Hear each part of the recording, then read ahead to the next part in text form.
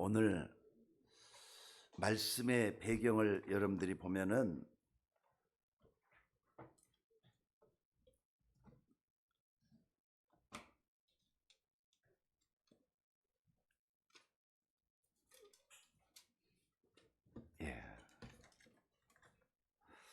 오늘 말씀 배경을 보면은 예수님이 이 땅에 계실 때 성만찬 마지막 식사를 하시는 의미 있는 그런 시간입니다. 물론 예수님은 이 사실을 명확하게 알고 계셨지만 제자들은 아마 이 부분에 대해서 잘 몰랐을 거예요.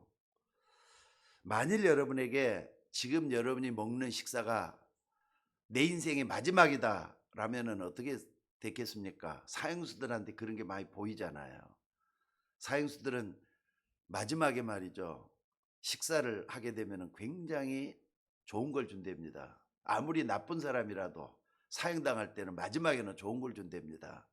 그렇다 할지라도 마지막이다 할 때는 그 시간이 어떤 시간이 될 것 같습니까? 아, 내가 이 밥을 먹고 지금 죽는구나 하면서도 많은 걸 느끼게 될 것 같아요. 예수님 바로 그런 시간을 맞이하게 된 줄로 압니다. 때문에 예수님이 이때 무슨 말씀을 하시고 어떤 일을 행했는지는 주목을 해볼 필요가 있습니다. 물론 이 부분에 다른 복음서에서는요, 그러니까 마가복음, 누가복음이 나오는데 다른 걸 강조를 하고 있어서 몰라요. 근데 마태복음에 보면은 이 마지막 식사를 하던 때가 언제냐? 6월절이거든요. 유대인들이 지키는 6월절이라 이 말이에요. 거기에서 아주 중요한 얘기를 예수님이 하셨어요. 뭐라 그러느냐? 이 중에 나를 팔 자가 있다. 사실은 예수님은 하나님이지 않습니까? 이 땅에 인간으로 오셨지만 그분은 하나님이거든요. 속성 자체가 하나님됨과 인간됨을 같이 가지고 있는, 참으로 말이죠, 세상에 그런 분은 없잖아요. 바로 하나님이기 때문에 이 중에, 너희 중에 나를 팔 자가 있다, 다 알고 계시는 그분이라 말입니다. 그래서 보면은 지금 예수님이 전통적인 절기를 완전히 무시한 것만은 아닌 걸 볼 수가 있어요. 예수님은 여러 가지로 많은 기회와 용서하는 그런 마음을 가진 걸 볼 수가 있다 이 말입니다. 물론 우리가 심리적인 걸 다 알지는 못하지만은 여기서 우리가 기억할 것은 예수님이 마지막 식사를 하실 때 하신 중요한 일이에요. 당연히 여러분도 그렇지만은 사람은 누구나 다 인생 마지막을 언젠가는 다 맞이하게 됩니다. 여러분도 그렇고 모든 사람이 다 그렇습니다. 그러니까 사실 이때가 어떻게 보면 굉장히 중요한 때 아니겠어요? 마지막 때는 다 중요하다 이 말이에요. 그러니까 여러분들이 만약에 그때는 아마 맨 마지막에, 저 같은 경우는 그때가 되면 뭐 할 것 같느냐? 아마 하나님께 기도하게 될 것 같아요. 근데 그 기도가 평상시에 하는 기도하고 똑같겠어요? 틀리지? 여러분들 마지막이다 이렇게 됐을 때는 가식도 위선도 또 거짓이라는 것은 있을 수가 없을 것 같아요. 사람은 죽을 때 자신에 대해서 가장 진실해진다 이런 말을 하잖아요. 마지막 순간에는요 다 선해진대요. 나쁜 짓을 했던 사람도, 욕심을 가졌던 사람 다 내려놓게 된대요. 그렇다면 여러분들 오늘 하나님의 말씀을 잘 보셔야 됩니다. 유언은 아니지만은요, 지상에서 해준 최고로 마지막에 한 일이라고 볼 수가 있어요. 예수님이 무슨 일을 했느냐? 한마디로만 마지막 이 만찬에서 떡을 주시면서 뭐라 그랬느냐? 이것은 내 살이다 그래요. 그리고 포도주 잔을 주시면서 이것은 너희를 향하는 내 피다 이렇게 말씀을 합니다. 그러니까 사실 우리가 지금 오늘 거행하고자 하는 성찬 예식이 그런 의미를 담고 있습니다. 이것은 너희를 위하는 내 피다.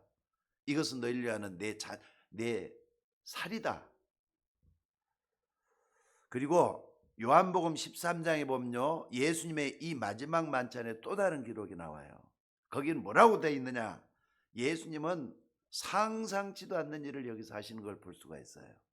이제 3년의 공생을 마쳤으니까 모든 사람들이 예수님을 하나님으로, 인간이라기보다는 그분 참 인간이잖아요. 근데 하나님으로 보는 사람들이 많은 그때, 우러러 보고 있는 그때 예수님이 물이 들어있는 대와 그리고 수건을 가져다가 제자들의 발을 씻기 시작을 했다 그래요. 이걸 세족식이라 그래요. 제자들의 발을 하나씩 씻기기 시작을 해요. 그러니까 제자들이 깜짝 놀래가지고 주를 그렇게 하지 마옵소서 하면서 반대도 하고 또 이렇게 뒤로 빼기도 하고 그랬을 것 아닙니까? 근데 그 일을 만찬을 마치고 난 다음에 그런 일을 하셨다는 사실이에요. 사실 이렇게 발을 씻기는 일은 우리가 잘 이해가 안 되는 일이지만은요, 이스라엘 나라에서는 이게 흔히 있는 일이에요. 왜 그러느냐? 집안에 많은 종들이 있잖아요. 종들 중에서 가장 낮은 종이 하는 일이 바로 이 세족식을 하는 일이에요. 그러니까 종이나 뭡니까? 종인이 아니라 주인이나 또는 손님이 그 집에 왔다 그러면은 제일 먼저 하는 일이 발을 씻기는 일을 한답니다. 왜냐하면 그 중동 지역에서는요, 바람이 많이 부는데 모래바람이 분단 말이에요. 온몸이 다 지저분해 갖고 있어요. 근데 집에 들어오려면은 일단 먼지도 털고 발도 씻기고 그런 일을 하는데 그 일을 담당하는 세종로가 따로 있다는 사실이에요. 근데 예수님이 그 일을 하시면서 제자들이 정말로 말이죠, 그 부분에서 얼마나 놀랐겠는가 한번 생각을 해보세요. 여기에도 교훈이 들어있어요. 오늘 결론적으로 이 교훈을 가지고 생각을 할 것이고요. 오늘 어찌됐든 이 성찬식을 거행하면서 하나님 주시는 말씀을 잘 받고 여러분에게는 감사와 은혜가 넘치는 그런 시간이 되어야 될 줄로 믿습니다. 자, 이날 저녁 예수님은 떡을 가지고 축복하시고 떼어주시면서 이것을 받아 먹으라, 이것은 내 몸이다. 또 잔을 가지사 감사기도 하시고 그들에게 주시면서 이것은 죄사함을 얻게 하려고 흘리는 바, 많은 사람을 위해 흘리는 바 나의 피 곧 언약의 피다, 이렇게 말씀을 했다 그랬어요. 한마디로 말하자면 예수님이 자신의 피와 살을 주시면서 먹으라, 지키라, 그리고 기념하라 말씀을 하셨습니다. 이게 무슨 말입니까? 예수님의 피와 살은요, 그분의 죽음을 상징적으로 보여주는 그겁니다. 그 예수님의 죽음을 오실 때까지 기념하라고 하는 말씀이 들어있다 이 말입니다. 그래서 오늘 여러분들 정말로 예수 그리스도께서 우리 인간들의 이 죄라고 할 때는요, 말 한마디 그냥 죄라고 하지, 여러분들이 한번 도둑질하고 거짓말하고 이런 간단한 죄를 얘기하는 게 아니에요. 우리 인간에게는 태어나면서부터 가지고 있는 숱한 죄들이 다 숨어 있어요. 그 중에서 제일 큰 죄가 무슨 죄일까요, 여러분들? 거짓말도 하고 나쁜 짓도 하고 그랬지만은 그 중에 제일 큰 죄가 무슨 죄였을까요? 하나님을 떠났던 죄란 말이에요. 하나님을 떠났던 죄란 말이에요. 근데 예수님을 믿고 의지하면서 하나님을 만나게 됐어요. 그러니까 하나님을 떠났던 죄로부터 시작해가지고 내가 짓는 모든 죄까지, 원죄와 자범죄, 그리고 조상들이 나에게 물려줬던 그 죄까지, 이걸 조상죄라 그러잖아요. 이런 모든 죄를 담당하셨어요. 그 때문에 우리는 고난을 당해야 되고 죽음을 당해야 돼요. 그런데 여러분들, 그렇다면 이게 굉장히 중요한 의미가 되는 거잖아요. 벌써 이게 말이죠, 종교와 복음과의 차이가 되는 거예요.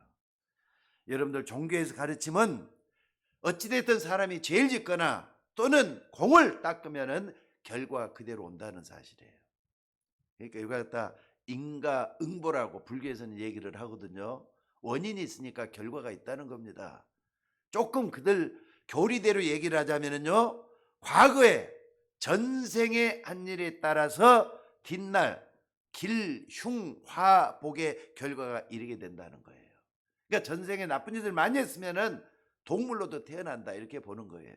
물론 우리는 그 교리를 믿지를 않습니다. 전생을 믿지 않기 때문에 어떻게 사람이 소가 되고 또 이렇게 좀 인간이 되고 그럴 수가 있느냐? 그건 잘못된 것이다. 거짓이다 이렇게 보는 거죠.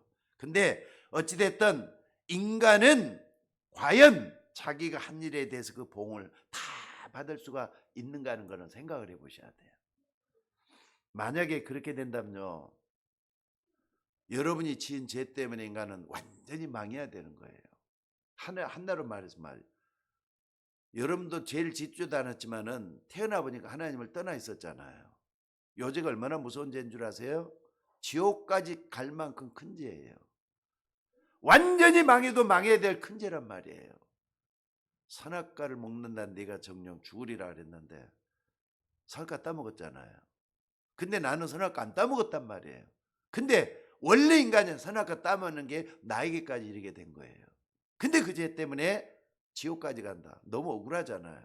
나는 그때 선악과 따먹지도 않았는데 그 정도로 무서운 죄가 하나님을 떠난 죄라는 거 잊지 마셔야 돼요. 여러분들 창세기 3장의 저주에서 벗어날 수 있는 사람은 이 세상에 단 한 사람도 없습니다. 맞습니까?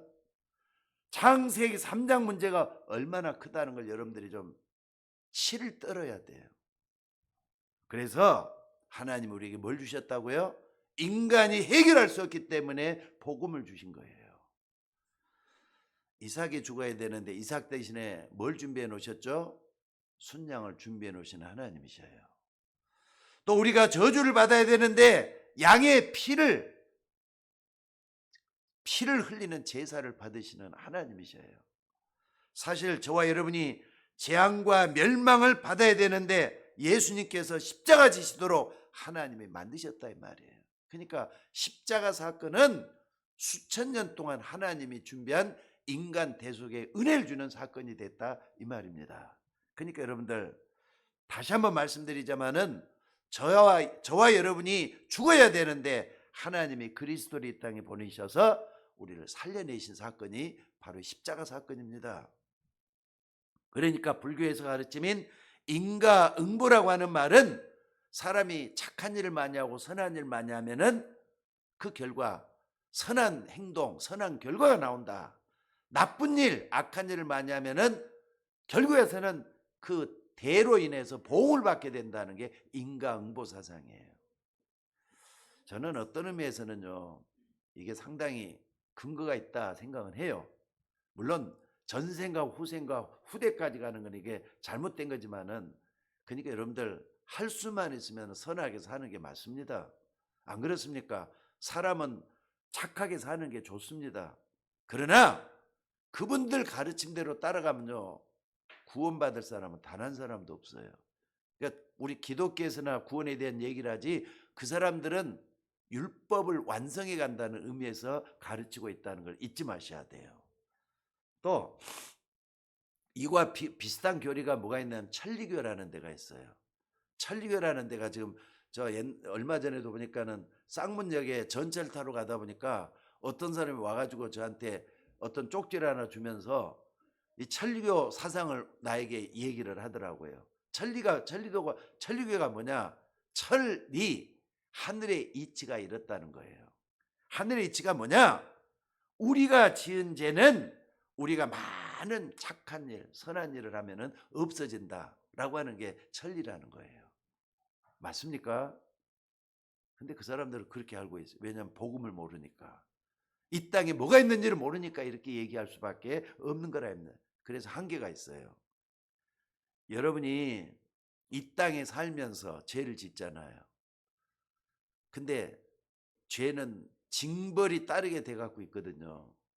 그러면은 여러분이 지은 죄를 다 갚으려면은 얼마나 갚아야 되겠습니까? 평생 갚으면 다 갚을 수가 있겠습니까? 특히나 하나님 앞에 원죄가 있는데, 여러분 자범죄보다는 원죄가 더 크다는 걸 잊지 마셔야 돼요. 원죄는 하나님을 떠나게 된 죄잖아요. 이 죄는 후대까지 다 미치고 앞으로 영원토록 미치는 죄예요. 그러니까 하나님의 공의라고 하는 건 무서운 겁니다. 죄를 지면은 반드시 멸망한다. 이게 하나님의 공의예요. 무슨 말인지 알겠습니까? 여러분이 공의를 우리가 우리 마음대로 해석해서는 안 됩니다. 자, 어찌됐든 우리가 당하고 있는 창세기 3장 이후로부터 온 사건은 모든 것을 다 갖다가 갚아도 안 되는 것이에요. 할 수가 없는 것이라 이 말입니다. 그러니까 종교에서는 이런 부분을 전혀 모르는 겁니다. 지금 알아도 솔직히 말 해결이 안 되잖아요. 율법의 완성이 어떻게 구원을 이루게 만들겠어요? 절대로 안 된다 이 말입니다. 그래서 하나님은 일방적으로 그리스도를 보내셨고 또 그리스도께서 십자가 지심으로 하나님의 모든 저주를 십자가에 못 박았다 이 말이에요. 그러니까 여러분들 예수님이 십자가 지심으로 하나님이 우리가 받아야 될 모든 저주를 십자가에 못 박아 죽으신 것입니다. 굉장히 중요한 말이에요. 그러니까 로마서 8장 2절에서 뭐라 그랬느냐? 죄와 사망의 법에서 너를 해방했다. 이렇게 말씀을 하고 있어요. 죄와 사망의 법이라는 것은요, 마땅히 공의예요. 공의는 당연히 이 땅에서 멸망받고 재앙과 저주가 쏟아지고 그러다가 완전히 영원한 형벌을 받게 된 지옥까지 가는 것을 얘기하는 거예요. 죄와 사망의 법에서 그리스도 예수가 우리를 해방시켰다 말씀하고 있는 게 바울이 주장하는 것입니다. 여러분들, 그로 인해서 여러분들이 예수 믿는 그 순간에 신분이 완전히 바뀌어 버렸어요. 자, 다시 한번 물어봅시다. 여러분, 예수님을 나의 그리스도로, 나의 구주로 믿습니까? 믿는 순간 여러분들은 하나님 자녀가 돼버린 거예요. 마귀의 자는 멸망과 저주가 쏟아지는 존재예요. 마귀의 자는 하나님을 떠난 마귀가 꽉 잡았다 그래서 마귀의 자녀라고 하는 거예요. 잡혀갖고 있었는데 어떻게 빠져나오겠어요? 근데 거기서 빠져나올 수 있도록 여러분 믿게 만든 인간은 할 수가 없기 때문에 믿음이라는 것을 도구로 주신 거예요. 그러니까 여러분들 얄팍하게라도 예수님만 믿기만 하면 그 사람 다 구원받아요. 저는 그걸 믿습니다. 하나님이 세상을 이처럼 사랑하사 독생자를 주셨으니 이는 저를 믿는 자마다 뭐라고요? 믿는 자마다 멸망치 않고 영생을 얻게 하려 하심이라. 아멘? 아멘? 이거 믿으셔야 돼요. 그러니까 나는 잘 못 믿어요. 그래도 구원받아요. 얄팍한 실오라기만큼이라도 붙잡고 있으면 구원받아요. 그게 성경적인 진리예요. 그래서 말이죠. 구원받는 사람은 영원히 하나님이 버리지 않는다고 말씀을 하셔요. 자, 그리고 오늘 여러분이 진짜 예수 믿는 그 순간에 여러분 집안에 흐르던 흑암의 모든 저주가 다 끊어져 버린 거예요. 여러분 가문에 있었던 영적인 문제를 하나님이 보호받으라면 그건 굉장히 큰 거잖아요. 아마 여러분이 새로 태어나서 갚아도 다 못 갚을 거예요. 그러니까 죄 여러분 스스로 해결했다 생각 자체를 버리시면 돼요. 그러니까 석가모니 같은 사람은요, 이 죄 때문에 너무 크다고 말이죠. 밖에 나가서 수행을 하고 그러면 다 될 줄 알고 그렇게 했어요. 근데 나중에 뭐라 그랬느냐? 아무리 갚아도 내 죄만큼 해결할 수가 없다. 그래서 수미산해라는 말을 하기라고요. 그 다음에 누굽니까? 불교의 고승 같은 사람 성철 스님도 그렇게 얘기를 하잖아요. 내 죄를 내가 마음대로 갚을 수가 없다. 수미산에 거르친 돌이라고까지 얘기를 할 정도예요. 자, 지금 우리나라와 전 세계에 기다리고 있는 죽음이라고 하는 재앙 말입니다. 죽음이라고 하는 재앙을 한 나라의 대통령이 없애려고 한다고 해서 없어질 것 같습니까? 대통령도 바로 이 죽음이라는 재앙은 막을 수가 없는 거잖아요. 안 그래? 본인도 죽는데 뭐. 일본의 수상이었던 누굽니까? 그 사람도 그렇게 주장을 하고 자기가 잘났다고 했지만 결국에는 몇 년 전에 죽었잖아요. 우리나라 대통령도 안 죽은 사람이 없을 거예요. 다 죽게 될 거예요. 더구나 여러분을 공격하고 있는 흑암 세력들 어떻게 막을 수가 있겠어요? 여러분 흑암 세력이 공격한다는 거 우습게 들으면 안 돼요. 흑암, 마귀 존재, 마귀란 존재는 여러분 주변에서 항상 여러분 노리고 있다는 걸 잊지 마셔야 돼요. 그래서 성경은 뭐라 그러냐, 이런 사실을 알고 있는 바울 같은 사람은요, 마귀에게 틈을 주지 말라고까지 얘기를 해요. 지금도 이건 마찬가지입니다. 곧 지금 불순종의 아들 가운데 역사하는 영이라 그랬어요. 그래서 인간이 해결할 수 없기 때문에 하나님이 해결하신 사건이 바로 십자가 사건입니다. 오늘 여러분들 하나님이 예수 그리스도를 보내서 이것을 없애버린 거예요. 오늘 우리는 이런 사실을 절대로 잊으면 안 됩니다. 그래서 이것은 내 살이요, 이것은 내 피다. 항상 잊지 마시기 바랍니다. 원칙적으로 성찬식은요, 매일 하는 것이 맞을 것 같아요. 근데 초대교회는 어떻게 했느냐? 모일 때마다 성찬식을 했다 그래요. 근데 우리 시대가 점점 바뀌어 갈수록 이게 점점 변해갔어요. 어떻게 변해갔느냐? 모일 때마다 하다 보니까는 모이면은 전부 다 성찬식 하면은 메시지가 약할 수밖에 없고 성도들이 힘을 잃을 수밖에 없다 그래가지고 우리 많은 교단에서 지금은 어떻게 하느냐? 6개월에 한 번씩 이렇게 성찬식을 거행을 해요. 근데 이게 이제 실제적으로 체험할 수 있도록 만들기 위해서 좀 틀린 것들이 좀 있긴 있습니다. 천주교에서는 야에 그냥 화채설이라 그래요. 이걸 받는 순간 예수님의 피를 받는 것이다. 이걸 받는 순간 예수님의 살을 받는 것이다. 그래서 화채설이라 그래요. 근데 성경적으로 말하면 그게 틀린 것이다. 그래서 기념설이라고 얘기를 해요. 또 공제설이라 루터교 같은 데서 공제설이라고 얘기를 하기도 해요. 자, 오늘 여러분들 어찌됐든 이것은 내 살이다. 말씀하시지 않고 내 살이니까 받아 먹으라 그랬습니다.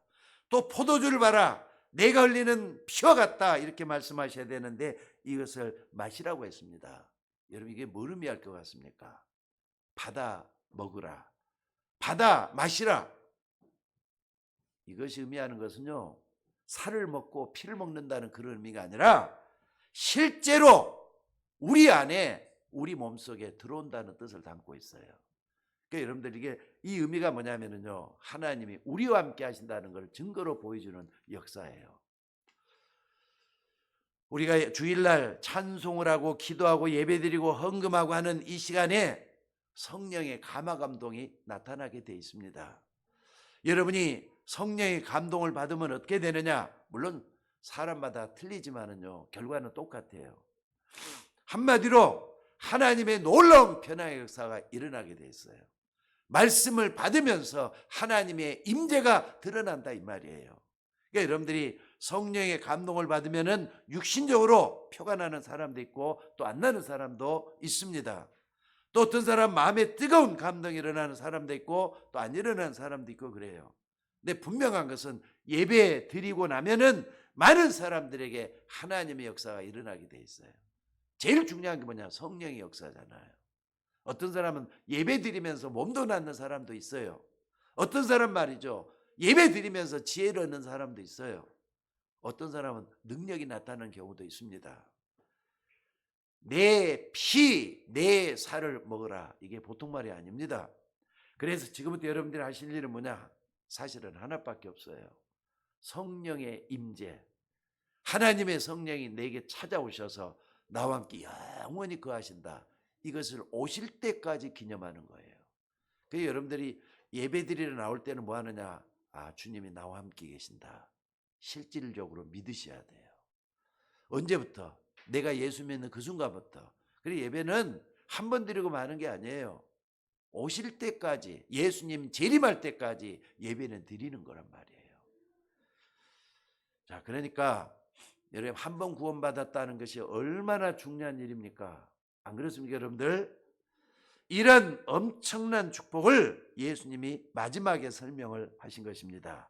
자, 오늘 여러분들 말씀을 듣고 주의 성찬을 나누는 가운데 성령의 큰 감동이 일어나서 여러분의 육신도 치유되고 또 사업에도 축복이 일어나고 여러분 가정에도 축복이 일어나기를 주의 이름으로 축원합니다. 사람들은 되게 말이죠. 남의 일에 대해서는 참 관심이 많은 것 같아요. 남이 뭐라 그러면 귀를 막 쫑긋대 갖고 듣는다고요.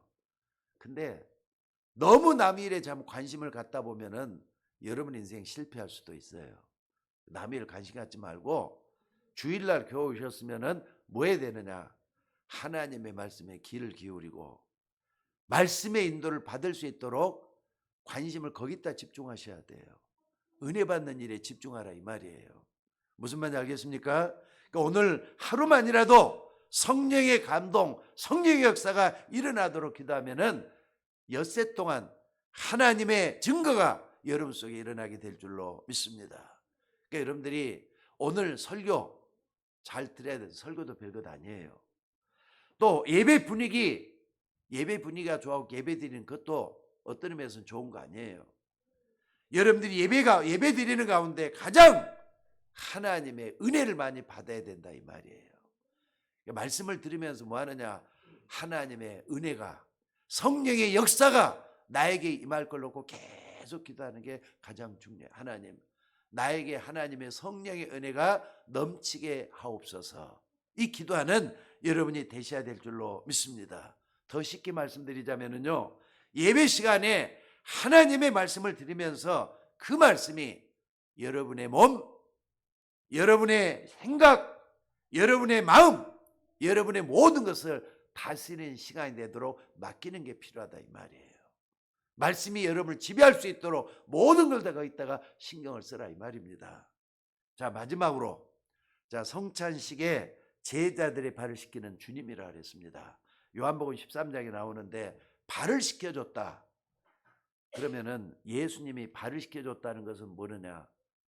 예수님이 사람들의 종이 됐다는 말이 아니라 우리들도 섬기는 자세로 세상에 들어가라는 말이고, 교회를 섬기고 여러분 가정을 섬기라는 그런 섬기의 의미가 담겨져 있는 거예요. 여기에 모든 게 다 들어있습니다. 여러분들, 예수님이 간단하게 말씀한 것 같지만 이건 시대를 초월해서 지금도 많은 사람들에게 적용이 되는 말씀이에요. 여러분, 세상에 왜 문제가 왔겠습니까? 서로 잘났다고 하기 때문에 그게 문제잖아요. 나를 좀 알아주라는 거잖아요. 온통 사람들이 자기밖에 모르는 세상이에요. 국회의원들도 이제는 한 6개월이 남았습니까? 내년 4월인가 3월이 국회의원 선거가 또 있잖아요. 그러니까 이제 벌써부터 공천 받기 위해서 줄 서기에 바쁜가 봐요. 나 좀 알아달라고. 나 좀 하고 싶다고 하면서 전부 다 자기를 앞세워요. 근데 그것 때문에 세상의 모든 문제가 다 왔어요. 오늘 여러분들이 뭘 해야 되느냐? 오늘 예수님이 발을 씻기는 종이 되라고 하시는 이 말씀은 너희들은 평생 섬기는 자세로 세상에서 살고, 교회에서도 섬기는 종으로 살고, 여러분 가정도 섬기는 위치에서 여러분 가정에 자리를 잡으라, 그런 뜻을 갖고 있어요. 섬김은 한마디로 겸손하지 않고는 섬길 수가 없는 거잖아요. 교만하지 말고 섬기는 여러분들이 되셔야 될 줄로 믿습니다. 성도 여러분, 오늘 우리는 구원이라는 최고의 축복을 받은 사람들입니다. 최고의 축복을 받았기 때문에 성찬 예식하는 이 만찬, 성만찬에 굉장히 중요한 의미들이 많이 담겨져 있어요. 종이 되신 그 예수님이 제자들의 발을 씻기셨기 때문에 우리도 종이 될 수가 있어져야 돼요. 모든 것 내려놓고 섬기는 사람이 되어야 된다 이 말이. 이것이 복음 가진 사람에게 있는 최고의 축복이에요. 여러분, 어떻게 하는 것이 교회를 섬기는 거겠습니까? 어떻게 하는 것이 내가 살고 내 가정이 사는 축복을 받는 것이겠습니까? 오늘 예수님이 확실한 답을 주셨어요. 발 씻기는 종이 되지 말고 진심으로 섬기는 종이 되라. 요 속에 모든 게 다 들어있어요. 내 마음도 낮추고, 내 생각도 낮추고, 내 환경도 다 그리스도의 십자가 속에 들어가서 모든 걸 다 내려놓는 그런 축복이 있어져야 된다 이 말입니다. 오늘 우리는 성찬 예배를 드리면서 성찬을 받는 중요한 그런 의미도 내세워야 되겠지만 진심으로 섬기는 종이 되어야 되겠다 결심하고 다짐하는 그런 시간 되시기를 주의 이름으로 축원합니다. 자, 기도하시겠습니다. 하나님, 귀한 말씀들을 우리가 붙잡고 이제 성찬식을 거행하려고 합니다. 우리 주님께서 함께 해주셔서 우리가 가는 앞길에 은혜가 넘치게 하옵소서. 종의 자세로 이 땅을 살아나갈 수 있도록 인도하여 주옵소서. 우리를 구원하신 예수님의 이름으로 기도드리옵나이다. 아멘.